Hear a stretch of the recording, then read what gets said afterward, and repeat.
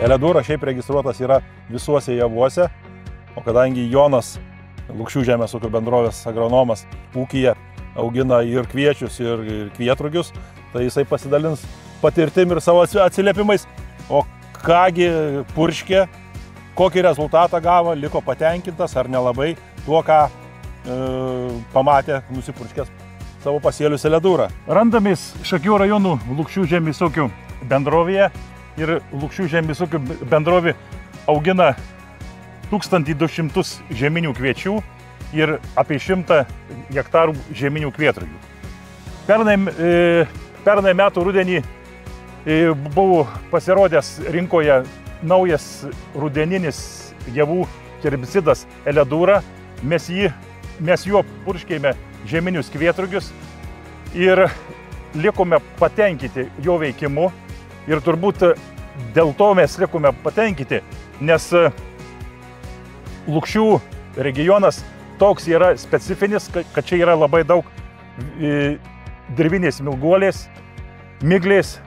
Ir šitas herbicidas tikrai iš rudens buvo naudota norma 1,75 ir suveikimas buvo geras.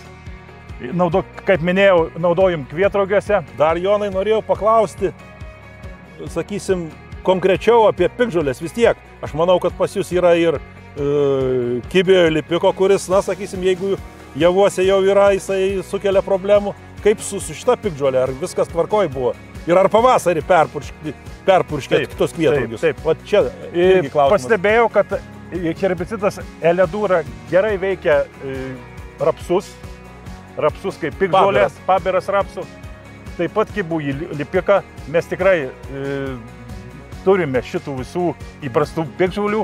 O pavasarį, šį pavasarį mes perpurškėme labai lengvų herbicidų trimerių, labai nebrangia norma. Bet jeigu oras turbūt būtų kažkoks normalus, palankus piktžolim, gal ir nereiktų perpurkšti. Čia reikia kiekvieną atvejį žiūrėti turbūt atskirai. Kokiam tarpsnyje purškėt kvietrugius? Mes kokio dydžio buvo? 2-3 lapelių fazėje purškėm. Supratau. Na, turbūt nelabai yra ką ir pridurti.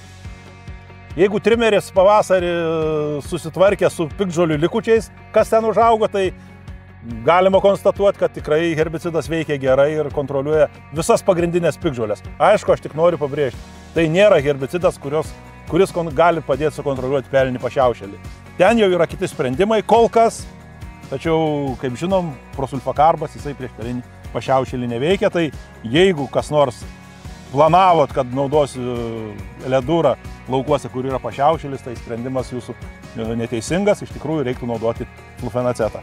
Nu, bet turbūt, man atrodo, kad šitas herbicidas Eledūra tikrai bus ant bangos, nes šiai dienai dauguma žemdirbių iš rudens naudoja herbicidus, nes nežinau, kaip mūsų pietiniai rajonai, dar tenka pakalbėti su Vidur Lietuva, ten mažiau tos smilguolės, o tikrai mūsų pietiniai rajonai tikrai jos yra labai daug ir jeigu iš rudens su jie nesukovoji, galima sukovoti pavasarį, bet tikrai reikia daugiau lėšų ir energijos. Be abejo, kaina hektaro jau yra brangesnė. Išauga. Ir iš tikrųjų, kada vystosi dar ir smilguolės atsparumas pavasarį naudojamoms medžiagoms, tai tada jau atsiranda tikrai didelė problema. Tai ačiū, Jonai. Malonu, kad atvykot.